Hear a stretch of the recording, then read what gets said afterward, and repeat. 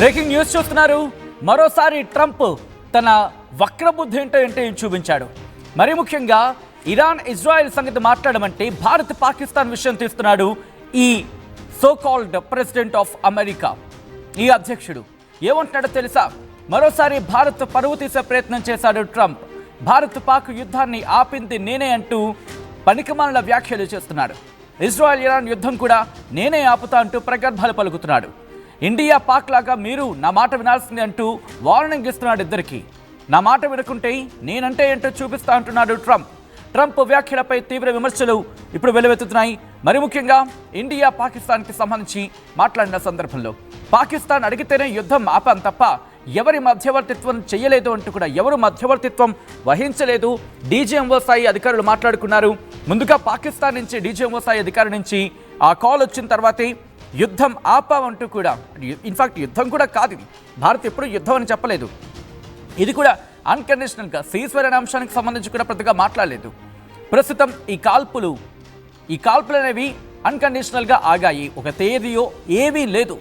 కానీ ఎత్తుగాడు మాత్రం ఊరిక గుద్దేసుకుంటాడు, ఊరిక బాధేసుకుంటాడు. ఏమంటాడు? భారత్ పాకిస్తాన్ లాగి మీరు కూడా బుద్ధిగా నా మాట వినండి. ఇజ్రాయెల్ ఎవరిది ట్రంప్? ఇజ్రాయెల్ మాదా? ఇజ్రాయెల్ ఇరాన్దా? ఇజ్రాయెల్ ఎవరిది? నువ్వు చెప్పే మాట వింటున్న ఇజ్రాయెల్ కాదా? ఇజ్రాయెల్కి నువ్వు చెబితే విందా? ఇది కదా ప్రపంచ దేశం అంటోంది. ఇప్పుడు మోదీలాకి మాట వినాలా? ప్రపంచం ఇప్పుడు నీ మాట వినాలా? వినకపోతే ఏం చేస్తావు? అది కూడా చెప్పుకొస్తున్నాడు. మరి ముఖ్యంగా ఒకవేళ మీరు కనుక నా మాట వినకపోతే దాని పర్యవసనాలు దారుణంగా ఉంటాయట. ఏమంటాడో తెలుసా? ఇరాన్ ఇజ్రాయెల్ మీరిద్దరూ కూడా ఒక డీల్ కుదుర్చుకోండి. మీరు కనుక డీల్ కుదుర్చుకోకపోతే నేను ఇంటర్ఫియర్ అవుతా. భారత్ పాకిస్తాన్ మధ్య నేను వెళ్ళాను, నేను ఇంటర్వ్యూన్ అయ్యాను, నేను మధ్యలో కలగజేసుకున్నాను. అలాగే మీ మధ్య కూడా కలగజేసుకోవాల్సి ఉంటుంది. ఒకవేళ మీరు కనుక చర్చకు కూర్చోకపోతే, మీరు కనుక ఒక డీల్ కుదుర్చుకోకపోతే నేనే దిగుతా. ట్రేడ్ విషయంలో చర్చలు జరుగుతాయి, మరి అర్థం చేసుకోండి అంటూ వాళ్ళకు ఒక వార్నింగ్లా ఇస్తున్నాడు. మీరు చూడొచ్చు. In that case by using, ఇది నేను అంటున్న మాట కాదు, అక్షరాల అమెరికా అధ్యక్షుడు డొనాల్డ్ ట్రంప్ అంటున్న మాట. ఆ రెండు లైన్లను నేను మీకు ఇంగ్లీష్లో వినిపిస్తాను చూడండి. Iran and Israel should make a deal and will make a deal just like I got India Pakistan to make. In that case by using trade with the United states to bring reason. అదిగో మీరు చూస్తున్నారుగా, రెండో పదంలోని తన వక్రబుద్ధి అంటే ఏంటో చూపించాడు. ఏం చేశావు? నువ్వేం చేసావు?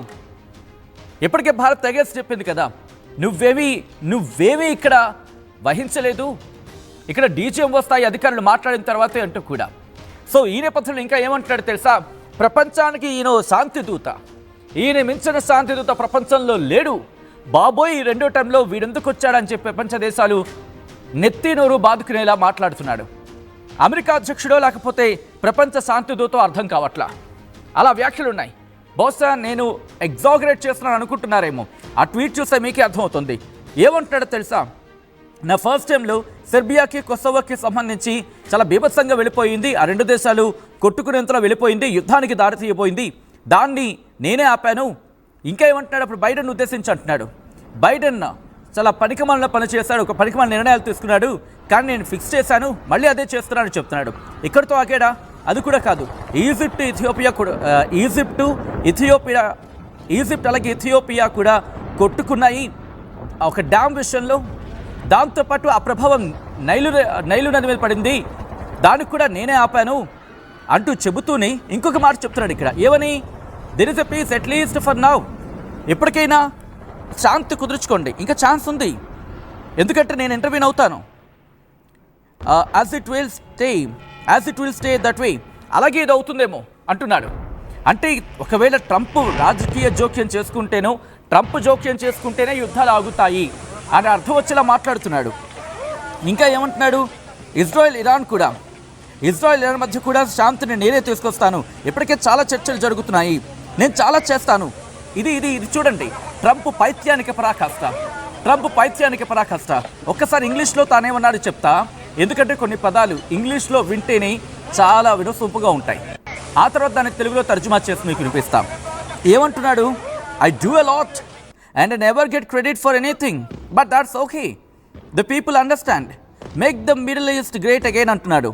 ఏమంటున్నా, నేను చాలా చేస్తాను, నేను దానికి క్రెడిట్ తీసుకోను, నేను దానికి గొప్ప తీసుకోను, అది పర్వాలేదు అని ప్రజలు అర్థం చేసుకుంటారు. ఇది ఆయన అంటున్న మాట. ఆయన అంటున్న మాటని ఆ ఇంగ్లీష్లో అన్నప్పుడు ఎటువంటి ఎక్స్ప్రెషన్తో ఉంటుందో అదే మాట నేను తెలుగులో మీకు వినిపిస్తున్నాను తప్ప ఇది దీంట్లో నేను ఎక్స్ట్రాగా యాడ్ చేసింది ఏం లేదు. ఇది ట్రంప్ అంటున్న మాటలు. ఏమంటున్నాడో తెలుసా? ఇజ్రాయెల్కి ఇరాన్కి మధ్య శాంతిని నేనే తీసుకొస్తా, త్వరలో తీసుకొస్తా. ఇప్పటికే చాలా మాటలు అవుతున్నాయి, ఇప్పటికే చాలా మాటలు చోటు చేసుకుంటున్నాయి, చాలా చర్చలు చోటు చేసుకుంటున్నాయి. నేను చాలా చేస్తూ ఉంటాను, గొప్ప ఏది తీసుకోను, దేనికి నేను గొప్ప తీసుకోను, పర్వాలేదు, ప్రజలు అర్థం చేసుకుంటారు. ఇది ట్రంప్ అంటున్న మాటలు, ఇది అక్షరాల ట్రంప్ అంటున్న మాటలు. సరే, ఇక్కడి వరకు వదిలేద్దాం, ఆయన గొడవేదో ఆయన పడతాడు. కానీ ఇక్కడ ఎందుకు మళ్ళీ భారత్ పేరు తీసుకురావడం, భారత్ పాకిస్తాన్ పేరు ఎందుకు తీసుకురావడం? భారత్ ఆల్రెడీ తెగేసి చెప్పింది కదా. ఏ రెండు చోళ్ళు వినిపించవా, విని పంచేయవా? లేకపోతే పాకిస్తాన్ చెప్పిన నేరేటివ్ని మీరు వింటారా? పశ్చిమ దేశాలకు ఏమైనా పొగర పట్టిందా? పశ్చిమ దేశాలు బలిసి కొట్టుకుంటున్నాయా? ఎందుకు వెస్ట్రన్ మీడియా ఈ అంశాన్ని ప్రస్తావించదు? భారత్ తెగేసి చెప్పింది. భారత్ కొట్టిన దెబ్బ ఈరోజు రఫేల్ ఏం చెప్తోంది? ఒక్క రఫేల్ కూడా కొట్టలేదని చెప్పి రఫేల్ ఒప్పుకుంది కదా. పాకిస్తాన్ ఒక్క రఫేల్ కొట్టలేదని చెప్పి. ఈ రఫేల్ ఎక్కడి నుంచి వచ్చింది? మీ దగ్గర నుంచి వచ్చిందా, మా దగ్గర నుంచి వచ్చిందా? పశ్చిమ దేశాలకు కనిపించదా, వినిపించదా? Can't Western media look into this? The narrative which is Pakistan is saying, will you take that narrative? I'm just questioning to you. Ask the Pakistan, where is the proof that you have attacked Indian fighter jets? Let them show. If you ask the Indian media or if you ask the Indian authorities, they're showing the reality with the proofs. And you just believe in the Pakistan's narrative all the time. Pakistan నేరేటివ్ని అర్థం చేసుకుంటారు. మీకేం అర్థమవుతుంది? మీ అధ్యక్షులకి ఏం అర్థమవుతుంది? ఇంకా పిచ్చి కూతలు, car కూతలు. మా ప్రతినిధి మధు దగ్గరికి వెళ్ళే ప్రయత్నం చేస్తున్నాను. నిజంగా ఒకసారి కోపం వస్తూ ఉంటుంది ఇలాంటి వాళ్ళకి సంబంధించి. ఏదో ప్రపంచ శాంతి దూత బయలుదేరాడు, ఈరోజు ఇరాన్ ఇజ్రాయెల్ ముందు ఆ గొడవ ఆపు. నేను ఒకసారి రిక్వెస్ట్ టీం నిన్న ఒక ట్వీట్ చేశాడు, 60 రోజులే టైం ఇస్తున్నా, 61 రోజు చూసేసా, ఇంకొద్ది గంటలే టైం ఇస్తా, ఇప్పటికే భారీగా కుట్రలు జరిగా, భారీ ప్లాన్లు ఉన్నాయి, లేపేస్తా, పొడి చేస్తా, పీకేస్తా, క్రూరమైన ప్లాన్ ఉంది. ఇది ఎవడన్నాడు? భారత్ అందా? ఈ సోకాల్డ్ ప్రపంచ శాంతిదూత కాదు అన్నది. ఒకసారి మధు దగ్గరికి వెళ్తాను, అప్డేట్స్ తెలుసుకున్న తర్వాత మళ్ళీ వస్తాను. అప్పుడు మిగతా మిగిలిపోయిన ఉందా అప్పుడు ఇచ్చేద్దాం. మధు, ఇప్పుడు ట్రంప్ చేసిన వ్యాఖ్యను ఎలా చూడాలి? ఎందుకంటే ఏమంటున్నాడు, ఇటు భారత్ పాకిస్తాన్ లాగే నేను కూడా ఇజ్రాయెల్ ఇరాన్ మధ్య యుద్ధాన్ని ఆపేస్తాను, ఒకవేళ మీరు మాట వినకపోతే కనుక వాణిజ్య యుద్ధానికి దిగుతాన టైంలో మాట్లాడుతున్నాడు. ఎలా చూడాలి ట్రంప్ వ్యాఖ్యల్ని మధు?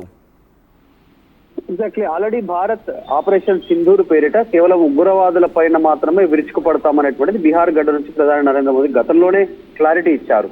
అది ఆపరేషన్ సింధూర్ ముగియలేదు అనేటువంటిది కూడా క్లారిటీ ఇచ్చారు.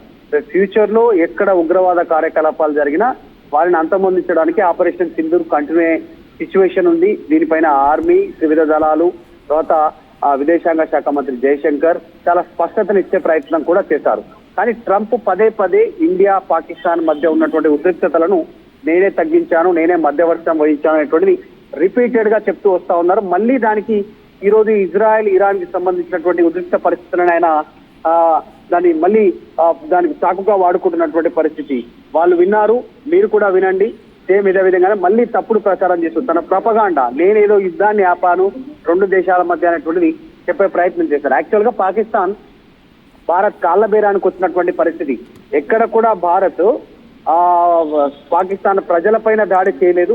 ఉగ్రవాద శిబిరాలపైన, ఉగ్రవాదుల కార్యకలాపాలపైన, పాకిస్తాన్ ఆర్మీ ఎయిర్ బేస్ల పైన, అణు కర్మాగారాలకు సంబంధించినటువంటి ద్వారాల దగ్గర మాత్రమే మనం డ్యామేజ్ చేయగలిగాము. పాకిస్తాన్ కనీసం ఒక మిసైల్ క్షిపణి కూడా భారత్ పైన ప్రయోగించినటువంటి పరిస్థితిని అన్ని అడ్డుకున్నటువంటి సిచ్యువేషన్. కానీ ఇక్కడేదో ట్రంప్ మాట విని యుద్ధానికి వెనక తగ్గినట్టుగా ప్రచారం చేస్తున్నటువంటి పరిస్థితి కనిపిస్తా ఉంది. ఎక్కడ కూడా భారత్ ట్రంప్ చెప్పినట్టుగా చేయలేదు. భారత్ కి కాళ్ళబేయడానికి పాకిస్తాన్ వచ్చిన తర్వాతనే నిర్ణయం తీసుకున్నారు. దానికి కూడా డిప్లొమాటిక్ గా చాలా వ్యూహాత్మకమైనటువంటి నిర్ణయాన్ని తీసుకున్నటువంటి పరిస్థితి. ఒక ప్రపంచానికి ఒక వార్ ఫార్మేట్ ని సెట్ చేశారు, ఉగ్రవాదులను ఎలా టార్గెట్ చేయొచ్చు అనేటువంటిది. సో ఇప్పుడు ఇజ్రాయెల్ కూడా భీకర దాడులు చేస్తా ఉంది ఇరాన్ పైన. ఎందుకంటే ఇరాన్ పదే భయప్రాంతులకు గురి చేయడము, అణు ఆయుధాలను ప్రయోగిస్తామనేటువంటి స్టేట్మెంట్ చేయడంతో ఇజ్రాయెల్ దాడి చేస్తున్నటువంటి పరిస్థితి. మళ్ళీ ఆ రెండు దేశాలను ఉద్దేశించి ఈ వ్యాఖ్యలు చేస్తారు. పాకిస్తాన్ ఇండియా యుద్ధాన్ని ఏ రకంగా ఆపాను, మీరు కూడా ఇనిషియేటివ్ తీసుకొని టాక్ జరుగుతున్నాయి, త్వరలోనే ఇద్దరు శాంతి ఒప్పందానికి రండి అనేటువంటి స్టేట్మెంట్ చేయడంతో తీవ్ర ఆగ్రహం వ్యక్తం అవుతా ఉంది. ముఖ్యంగా భారతదేశంలో భారత్ అంశం పైన ఎందుకు పదే పదే ట్రంప్ ఇన్వాల్వ్ అనుకుంటున్నారు అనేటువంటిది. గతంలో మనం చిన్న వ్యాఖ్య గుర్తు చేసుకుంటే పార్లమెంట్ సమావేశాల సందర్భంగా అమిత్ షా రాష్ట్ర హోంశాఖ మంత్రి స్పష్టతనిచ్చారు. పాకిస్తాన్ పిఓకే ఆక్యుపైర్ కి సంబంధించినటువంటి విషయంలో కూడా అమెరికా ఎంట్రీ అయ్యేటువంటి అవకాశం పైన తావు లేకుండా పిఓకే అంశం ఎప్పుడు తెరపైకి వచ్చినా అది భారత్ అంతర్భాగం అని గతంలో స్టేట్మెంట్ చేశారు. అక్కడ కూడా మీ అవసరం మాకు లేదు, మీ ఇన్వాల్వ్మెంట్ అవసరం లేదని అమెరికాకు చెప్పే ప్రయత్నం చేశారు స్పష్టంగా. విదేశాంగ శాఖ మంత్రి జయశంకర్ కూడా రీసెంట్ గా మళ్ళీ స్టేట్మెంట్ చేశారు ఆపరేషన్ సింధును నిలిపివేసిన కాస్త బ్రేక్ ఇచ్చిన తర్వాత. అయినా ట్రంప్ అదే రకం వ్యవహార చర్యలు చూపిస్తా ఉన్నారు. ఫ్యూచర్ లో దీనిపైన అంటే ట్రంప్ ను నమ్మే పరిస్థితి లేదు. ఆయన సొంత దేశంలోనే తిరుగుబాటు అవుతుంది ఆయన పైన రాజకీయ పరంగా ఆల్రెడీ. సో ఆయన మాటలు పెద్ద సీరియస్ తీసుకోవాల్సినటువంటి పరిస్థితి కూడా ప్రస్తుతం రాజకీయ వర్గాల్లో లేనట్టుగా కనిపిస్తా ఉంది. చూడాలి ఏం జరుగుతుంది. బహుశా ఇది ఒక విధంగా చెప్పాలంటే పశ్చిమ దేశాలకు సంబంధించిన వెస్ట్రన్ మీడియాగా మాట్లాడుకున్న సందర్భంలో వాళ్ళంతా అక్కడ పాకిస్తాన్ చెప్పిందే వింటూ ఉంటారు, పాకిస్తాన్ చెప్పిందే నమ్ముతూ ఉంటారు, వాళ్ళు చెప్పిందే వీళ్ళు కూడా నమ్ముతూ ఉంటారు. నిజాలేంటో తెలుసుకోరు, ఈ అడ్డదిడ్డమైన వాగుతూ ఉంటారు, పనికిమాలిన మాటలకు వెళ్తూ ఉంటారు. ట్రంప్ చేసిన వ్యాఖ్యలు ప్రస్తుతం ఎటువంటి ఇంపాక్ట్ చూపించే అవకాశం ఉంది? అట్ ద సేమ్ టైం ఇప్పుడు ఇది ఎటువంటి పరిణామాలకు దారితీసే అవకాశం కనిపిస్తోంది మధు? ఇజ్రాయెల్ ఇంత ముందుకు మాట్లాడుకున్నట్టుగా యుద్ధంలో ఆరితేరినటువంటి పరిస్థితి ఉంది. చాలా వ్యూహాత్మకంగా ముందుకు వెళ్తారు టెక్నాలజీని ఉపయోగించుకొని. ఇజ్రాయెల్ ఇరాన్ పైన దాడి చేసే సందర్భంలో కూడా అలాంటి వ్యూహంతోనే ముందుకు వెళ్ళింది, చాలా స్పష్టతనిచ్చేసి. సో ఈ రోజు ట్రంప్ చెబితేనో ఇజ్రాయెల్ వెనక్కి తగ్గే పరిస్థితి లేదు. సో ఇరాన్ కి అవసరం ఉండొచ్చు, అమెరికా అవసరం. ఆల్రెడీ ఇరాన్ పైన కూడా ఆధిపత్యాన్ని చూపించాలనేటువంటి అమెరికా ప్రయత్నిస్తా ఉంది. అందులో భాగంగా స్టేట్మెంట్ చేసి ఉండొచ్చు. ట్రంప్ వ్యాఖ్యలను అంత సీరియస్ గా తీసుకునేటువంటి అవకాశం ఉండకపోవచ్చు. ఇజ్రాయెల్ లాంటి దేశాలు అమెరికా కంటే అత్యాధునికంగా టెక్నాలజీతో ఆయుధాలతో ముందుకు వెళ్ళేటువంటి శక్తి సామర్థ్యాలు చిన్న దేశమైన ఇజ్రాయెల్ కు కలిగి ఉన్నాయి. సో యుద్ధాన్ని ఎట్లా గెలవచ్చు అనేటువంటిది ఇజ్రాయెల్ కి తెలుసు. అమెరికా అంశాలను పెద్దగా సీరియస్ తీసుకోకపోవచ్చు. ఇక ఇరాన్ దీన్ని ఎట్లా తీసుకునేటువంటి అవకాశం ఉందో తెలియదు. ఎందుకంటే ఇరాన్ కూడా లొంగట్లేదు అమెరికాకు అనేక అంశాల్లో, క్రూడ్ ఆయిల్ విషయంలో కావచ్చు, గ్యాస్ నిక్షేపాల విషయంలో కావచ్చు, కొన్ని విషయాల్లో.